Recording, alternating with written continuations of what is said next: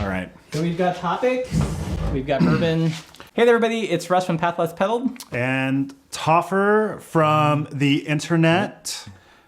No. Hey there, everybody, it's Russ from Path Less Pedaled. And I'm Toffer, a bike nerd. And welcome to Bikes and Bourbon, where we talk bikes. And bourbon. And hopefully not offend anyone. Right. We've already poured. We've started. We've started. An Elijah Craig small batch. Been really good. Been going down pretty easy. Yeah, I think it's really sweet on the nose. I mean, what proof is this? So it's up there. It's up there, but it's not as kind of bitey as other high proof bourbons, I think. Real rounded. Yeah, I'm enjoying drinking it. So definitely a real friendly bourbon if you want to get into bourbon. I mean, it's not cheap. No, it's not, but it's still a nice one if you're wanting to kind of maybe invest in something that's a little bit like up there, kind of getting into more complex things and flavors, but also something that is still, really easy to drink. Yeah, maybe you can taste the artisanalness. The artisanal nature of Elijah Craig, the smoothness. Like with a custom bicycle, there's going to be some more supple aspects to the ride, just because it's a very supple flavor. There's been a lot of care put in. Yeah. There has been like a ton of stuff going on in the bike world this weekend. Right. We've got two big we've got two big events. Right. NAHBS and Frostbike. Let's start off talking about NAHBS. I like your shirt there. Sklar. Not only do I own a Sklar, which I guess that was to cement my fanboy status of Sklar. He does interesting things, beautiful bikes. I think aesthetically, the curves on his bikes are... Yeah, they're really kind of... I think they're really unique. Like you can almost like pick out like a Sklar bike when you see it, just because of kind of the rounded... Yeah, it has... I mean, there's some maybe influenced by retro tech. Feels like there's some vibes there kind of coming over, but hints of retro tech. yes, has tasting notes in the nose of retro tech. Right. But yeah, really wonderful bikes, and also Adam is one of the nicest people you could hope to meet. Yeah, so a lot of people don't know. Now you and Ultra Romance have a couple things in common. Yeah, Sklar bike. And the hair. I don't have my Benny hair flip. But you need the magic comb. The magic comb is key from what I hear from Benedict. and the fleece sweatshirt. I think I need something with a little bit more. That's true. More texture, some more design going on. But so let's talk about the Ultra Nutmegger. Ultra Nutmegger. If you guys have not seen it, we'll put a picture up. And it looks like it's chrome. It's got a super slack head angle. Lots of touches that definitely scream Ultra Romance, like the friction shifting. Yeah, I mean the welding is beautiful. There's I think TIG and fillet, welds on there. It's beautiful. And that fork. The fork, the truss fork. I'm really curious to see how it rides. Like all those things, like long wheelbase, the super slack head angle. I can't tell if is it going to ride like a downhill mountain bike? Yeah, so it's definitely a cool bike. What else? What else were we getting? Well, there's that Appleman. Was it carbon? It looked carbon. It was basically had a low fork, drop bars, and it could take fat tires. Yeah, up to 4-inch tires. It just seems bonkers. Like a cool bike. That's like road plus. Right, road plus. So best artisan bike was Black Sheep bikes, and how do you describe this? It's like oversized wheels, so they're bigger than 29, or they might be 36. 36, yeah, that's what they look like. Yeah, very swoopy lines, and I think one thing that really caught my eye, the rear basket panniers. The whole thing is amazing and really beautiful, and really it feels... I'm super curious if those are like stock baskets, or if he made those, or if they're steel, or if they're tie. I hope they're tie. I hope they're titanium baskets. Titanium baskets would be... That's like some next level basket packing right there. Right. So... that Stanridge, I was reading about the Stanridge, and I believe that Felt did the research, all the aerodynamics into the left side drivetrain. Some more aero? Yeah, the yaw. I think sometimes, NAHBS can get into the art bike territory, and is a bike it's almost like the couture of bikes, not necessarily practical all the time, but it kind of pushes the envelope of what's possible. But I think this Stanridge, it looks like one of those artist bikes. Yeah. But it's actually super practical. Science. Actually, you know what? There was one more bike that caught my eye at NAHBS, and it was the Moots prototype soft-tailed gravel bike. The seat stay was broken up, and there's an elastometer. Right. This is going to be kind of a future trend that we're going to see is different subtle, suspension technology that are hopefully a lot more attractive than that dang fork on the Cannondale, what is it, the Slate? As two English majors, science can do weird things sometimes. Right. And when it does it well, it's amazing and you're just kind of completely taken off guard. But sometimes science can be ugly, like that Cannondale. Sorry. There was another show, aside from NAHBS going on, dealer event. We all can, not every bike can be handmade. That's true. Frostbike is an opportunity for QBP to show off their latest products from Surly, All City, Salsa. So lots of interesting releases, I think, at this Frostbike. The two I was most interested in were the Surly, what's it called? The Surly Midnight Special and the All City Gorilla Monsoon, which I think is named after a wrestler. I think it kind of follows that naming convention. So both these bikes, the Midnight Special is Road Plus, Gorilla Monsoon is 27.5 by 2.2.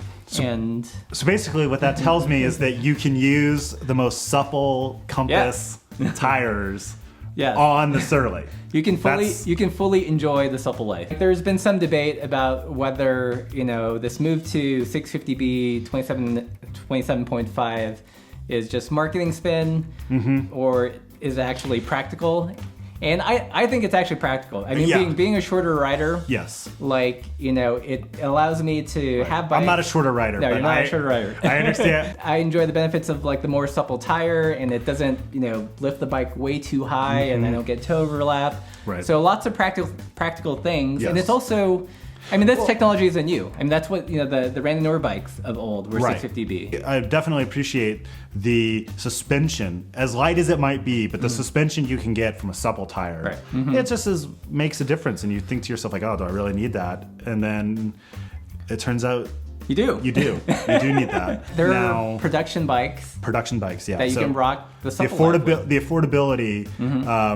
A couple of years ago, what was kind of you had to have a custom bike built for you. Exactly. You would only be able to get that bike at NAHBS, and now any Surly All City dealer can get that bike for you. Some people kind of poo-poo this adventure bike, gravel bike trend, but I think it's awesome because if you think about it, up to this point, the bikes that were being made were basically bikes from the pro peloton. Right. They're kind of dummied down. And now this is the bikes of the people. Grant Peterson is finally having his day. He's having his moment. He's not making that money, but we interviewed Jan Heine recently from Compass, and I think really between Jan and Grant, they really kind of kept that fire alive. Yes. That steel bike, practical geometry, wider tires, over skinny performance, just long enough. I know we said bikes and bourbon, but we've got the Scotch here that we want to try. You want to dip into the Highland Park? So this is Highland Park 12, and it's a Scotch. So different from bourbon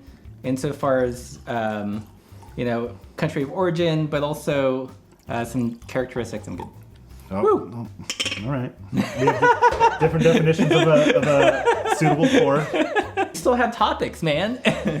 Oh, yeah. Oh, this is different. This is so different. Completely different. Wow.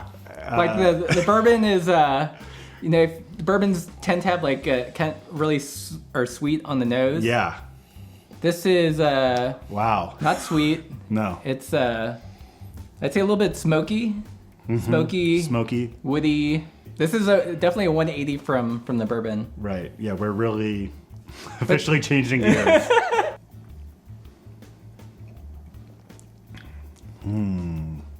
It's cozy.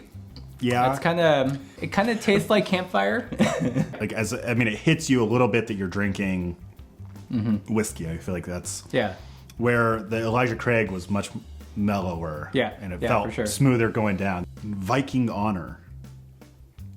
Feel like a Viking drinking this. There's an article on bikepacking.com that compared the pros and cons the bikepacking setup versus Panniers versus a bike touring setup. I mean, I felt the article ended up in the right place. It took a while to get there. Right. The article is written from the perspective of someone transitioning. Right. So yeah, there's within this article is kind of a short history of traveling by bike conundrum. Mm-hmm. How do you get your stuff from point A to point B? And before we jump in any further, any bike you ride is beautiful. Any way you do it is awesome. We're not trying to poop on anyone's parade. No. I think, in fact, we encourage you to get out on bike as often as possible, using what gear you have at hand. Whatever bikes, whatever bags you have. I mean, we have our preferences. Yeah, but we do have opinions. So, but there were a couple things that stood out to me. One was, Joe Cruz. He made fun of the dangle. I like the dangle. I mean, I feel like the dangle is like bike flair. Otherwise your bikepacking bike is going to look like everybody else's. So little form of expression. The dangle is something that sometimes needs to happen when you have a limit, when you're going minimalist. Right. Limited amount of space. Right. You need to things need a dangle. Not everyone, is willing to cut the tags off their clothing, travel with one pair of underwear, use their toothbrush for their teeth and to fix your bike at the same time. Right. So I think, it's horses for courses. If you can be that minimal, awesome. Me personally, I'm not that minimal. Like, I might carry camera gear, fishing gear. Right. The point is I can definitely see the benefits of a lighter setup. For sure. Right. And they say that the point of that lighter setup can be that it allows you to do things that you're, on a bike, go a little bit farther. You can go to places that your heavy bike. I mean, it's true. Like, there's just things that are very difficult to ride with a heavy bike. So there's a pullout in this Bikepacking versus Panniers article where, bikepacking by numbers. So the weight of a rack and 4 panniers and the weight and volume of, bikepacking bags. For weight, the bikepacking rig wins by a lot. But then, I did. You lose a lot of volume. Like almost half. Yeah. So in the example, which is what people want when they do that. So I did some English major maths, and I tallied up the price of. So English major math just means that you had to do the same math problem 10 times. And get the answer the same, like 8 of those times. English major math means just using the plus button. I added up the cost of the traditional bike touring setup and the bikepacking setup, and then I divided it by the volume. Okay.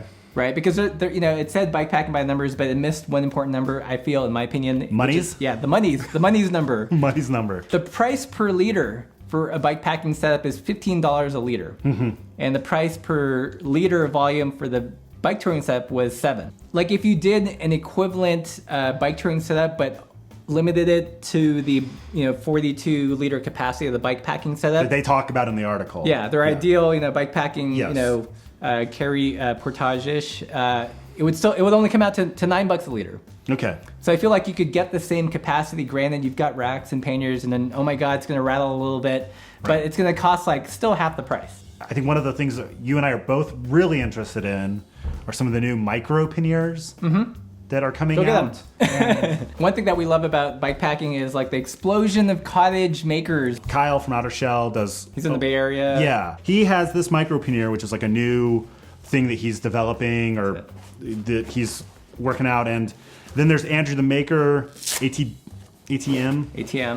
But both of these are basically designed to fit on the 3 bottle mount coming out. Is there a name for that, like the adventure mounts or something? Adventure mount. Once again, this goes back to the NAHBS side of things. This is back to the artisan side, where you have these folks in different parts of the country trying to come up with solutions and seeing the benefits of traditional setups like panniers, but also going, you're out there, you don't want your rack to break. So they're solving problems. They're solving problems. Wait, bring it back. It'll fit. I want to see if it'll fit one of these. Oh yeah, we got to see if we can take our Highland Park here with us. Oh yeah, definitely. Yeah, this is growing on me. I mean, it was kind of a punch in the face at first, but I'm warming up to it. This is the Swift Industries. I love Swift Industries. I think that they kind of come from slightly old school. They're kind of a good bridge. This type of pannier is definitely smaller than your like traditional pannier. But not as small as the But it's not super small. Right. And like... This is a good size. Yeah, I like this size because you have pockets still. Does this fit in there?